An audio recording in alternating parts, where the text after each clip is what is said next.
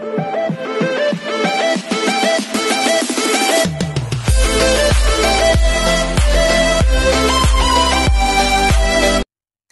everyone, this is KJ Vlog, si Philippine reactor based here in Saudi Arabia, and welcome back to my channel. Agad-agad gawa natin ito reaction video. Ito nga yung mga BTS nila sa That Kind of Love na hindi ko alam bakit ngayon lang talaga nila ito linabas for today's video. Hindi ko talaga maintindihan bakit ngayon lang talaga nila ito linabas.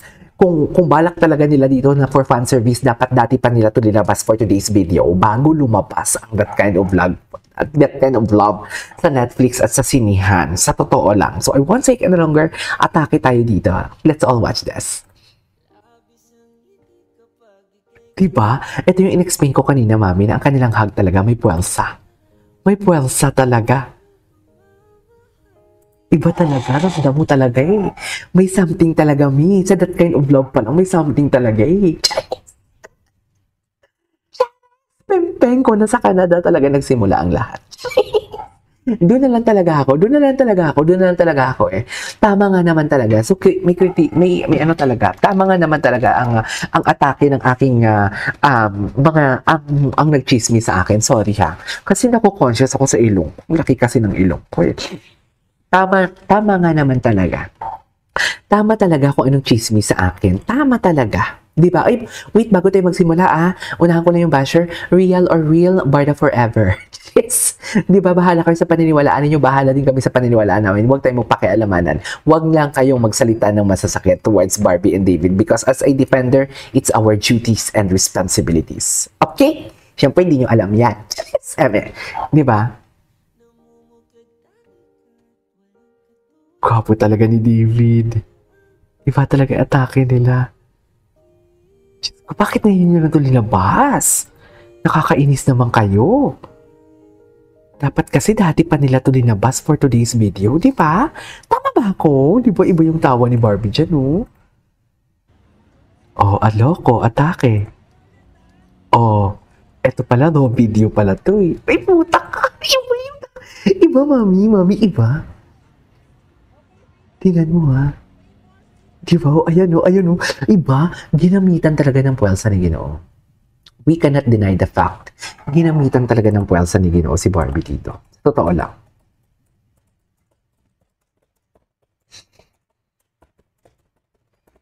Diba? Ginamitan talaga ni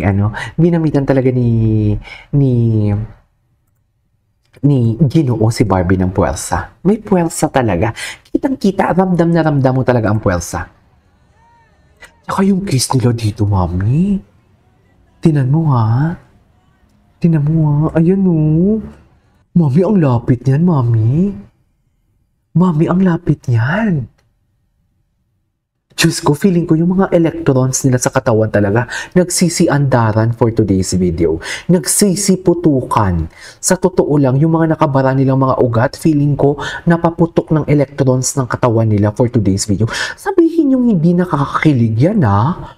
Diba? Yun yung sinasabi ko sa inyo. Ito yung sinasabi ni Ma'am Alice Liberisa na kasi kung tutuusin, diba, mas quality ito kaysa sa nag-holding hands. Aminin nyo yan. Yan ngayon sinasabi ko sa inyo, di ba, na mas quality ang sasabihang I trust you, I care for you, kesa sa I love you. Di ba? Yan yung gusto din ipasok ni Ma'am Liberisa, na parang this is something like quality. Quality over quantity. Sa dami ng nilabas silang nakaka-holding hands si Barbie and si Jameson and everything. Sa dami ng mga linabas na may mga pabisita-bisita ni hindi man lang nanginig ang katawan natin for today's video. Pero sa mga ganito, ito yung quality na tinatawag. Diba? Ito yung quality. Sabihin naman nila, toxic possibility. Bakla ka, palibhasa, puro amarguso lang yung kinakain mo. Hindi ka nakakaramdam ng tamis. Charis. Uy, excited ako. Ma'am Divine, excited ako talaga. Excited ako. Hindi mo kayang ipapadala sa akin ni Ma'am Divine. Puro pagkain. Ang mga paborito ko na nabibili lang sa US. Charis. Ma'am Divine, thank you so much ha. Anyways. Ay, diba? Ito yun eh. Bakit ngayon nyo lang ito linabas, mami? Mami, bakit ngayon lang nila ito linabas? So parang mag-orbapan sila for today's video. Wait lang, balik tayo dito. Charis. May force, di ba? Sabi ko sa inyo sa unang video ko, ginawa ko to ng reaction video, na may force talaga. Na may force talaga. Kung ginano talaga, Chinoke ni daddy niya talaga. Oo, di ba? Sabihin yung dilulu ako, ngayon ko lang to na, hindi ko alam kung napanood ko na to kahapon, pero kahapon kasi nang gumawa-gawa ako ng TikTok compilation, hindi ko siya dinadissect, hindi ko siya iniisa-isa. Choke me daddy for today's video. Loko. Tapos, ganyan ba talaga dapat, ma'am? Okay, Charis, cut! Naputol ang momentum. Tinan mo, Barbie, bakit may mga ganyan, Barbie? Ano sabi ni Barbie?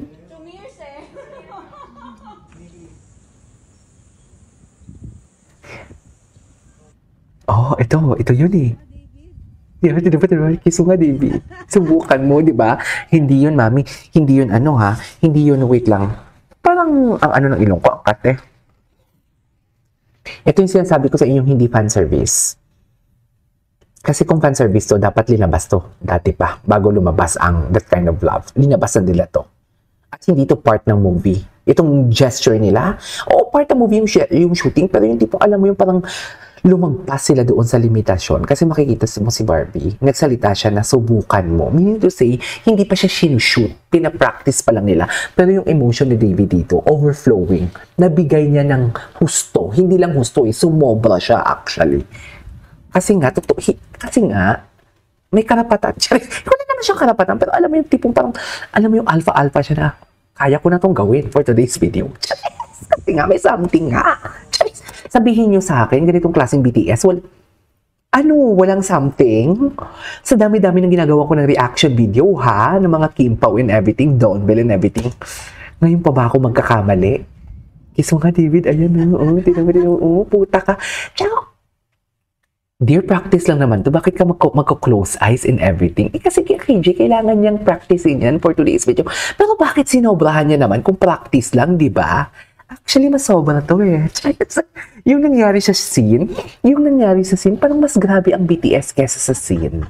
Di ba? Puta ka na, UP na naman. UP ang ilong ni David, i-deny pa ba natin yan for today's video? UP ang ilong niya. Ay, putang ina, mami. Di ba? UP ang ilong? Sabihin niyo sa akin, wala silang romance, ha? Diba? At ang problema pa dito, ito ang problema dito eh. Dito papasok yung sinasabi ni Ma'am Liberisa ba yun? Ni Ma'am Alice Liberisa. Diba? Ito na yung nakikita natin ng bakit hindi sila na-i-issue ng mga fake news peddler. Diba, Mami? Kung matalino kayo, ito na yung nakikita natin, no? Bakit hindi nyo ito ini-issue? Di ba? Kung kailan na pinaghiwalay sila, kung kailan na wala na sila, hindi sila nagsasama, diyan nagsisilabasan yung tipong alam mo yung pinaghiwalay sila. Pero yung tipong dikit na dikit sila, hindi sila pinaghiwalay, hindi sila ginagawa ng issue. Kung kailan na hiwalay, hindi hiwalay, kung kailan wala silang project na ginagawa, doon pa talaga dumadami ang issue at gumagastos sila, ha? Sabihin nyo sa akin, hindi sila gumagastos. May mga tauhan sila bawat event ni Barbie, bawat event ni David, may mga tauhan sila. Kahit pampamasahin, hindi sila nagbibigay? Diba? At ginagastusan talaga nila. Kaya alam na alam natin yung motibo nila. Ang ibig sabihin, kung may motibo ka sa paninira ng tao, ibig sabihin nun, hindi totoong sinasabi mo. Kasi may motibo ka eh. Gagawa ka ng paraan para masira mong tao. Kasi may motibo ka nga na sirain ng tao. Bakit hindi mo hayaan yung time? Kung wala kang motibo, hayaan mo yung time na lumabas. Hayaan mo yung truth lumabas sa proper timing. Diba? Or sa oras na nalalabas siya. Pero bakit inuunahan mo? Ang problema pa nito, gumagawa sila ng kwento. Diba? Loko, diba? Diba? Hindi man lang talaga siya nag-smile for today's video. Hindi man lang talaga siya nag-smile. Yung tipong nahiya. Yung tipong alam mo yung may karapatan siya. Si Barbie kinikilig, pero siya, akin ka. Ganun. Loko. Buta ka. Totoo to, Mami. Totoo talaga to, Mami. Mami, totoo yan. Hindi mo yan madidinay, pero mahaba na yung video natin. This is KJ Vlogs. See you on my next vlog. Bye.